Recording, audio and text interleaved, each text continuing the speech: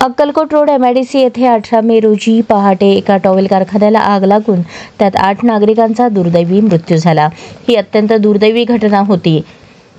तसेच यापूर्वीही MIDC मध्ये आगीच्या घटना झाल्या असून अशा दुर्घटना होऊ नयेत यासाठी एक उपसमिती गठीत करावी असे निर्देश जिल्हाधिकारी कुमार आशीर्वाद यांनी दिले।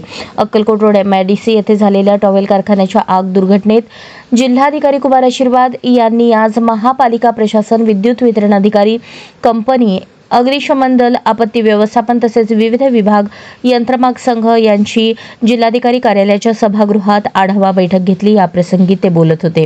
यावेळी सोलापूर महानगरपालिका आयुक्त सचिन ओंबासे, MIDCचे विभागीय अधिकारी शिवाजी राठोड, अतिरिक्त महापालिका आयुक्त रवी पवार, संदीप कारंजे, अधीक्षक अभियंता महावितरण सुनील माने, उपविभागीय अधिकारी सदाशिव पडदोणे, तहसीलदार निलेश पाटील, सोलापूर यंत्रमाग संघाचे पदाधिकारी तसेच अग्निशमन दलाचे अधिकारी, सर्व संबंधित अधिकारी उपस्थित होते।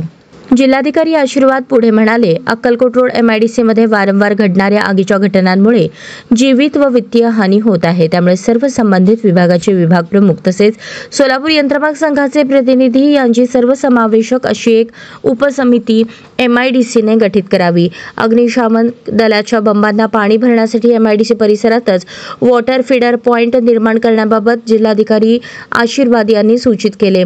यावेळी त्यांनी आग लागलेल्या कारखान्याच्या प्रथमदर्शी कर्मचाऱ्यांकडून आगीचे कारण समजून घेतले। आग विझवण्यासाठी आलेल्या अडचणींची ही माहिती घेतली। यावेळी त्यांनी MIDCचे अधिकारी, अग्निशमन दलाचे अधिकारी, महसूलचे अधिकारी, पोलीस प्रशासन यांच्याकडून आगीची कारणे आणि ती विझवण्यासाठी केलेल्या उपाययोजनांची सविस्तर माहिती घेतली।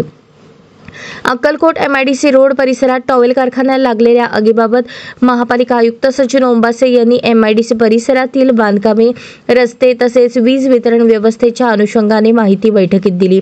MIDC कारखान्यात निवासस्थाने नसावीत असेही त्यांनी सांगितले।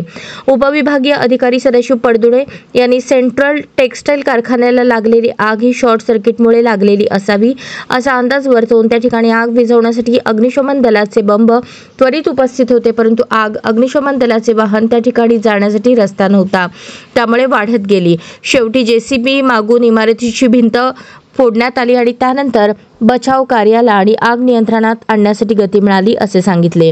यंत्रमागधारकांच्या प्रतिनिधींच्या म्हणण्यानुसार MIDC परिसरात आगीच्या घटना या वारंवार घडण्यामागे वीज वितरण कंपनीने कमी अधिक दाबाने वीज पुरवठा करणे हे असल्याचे सांगितले।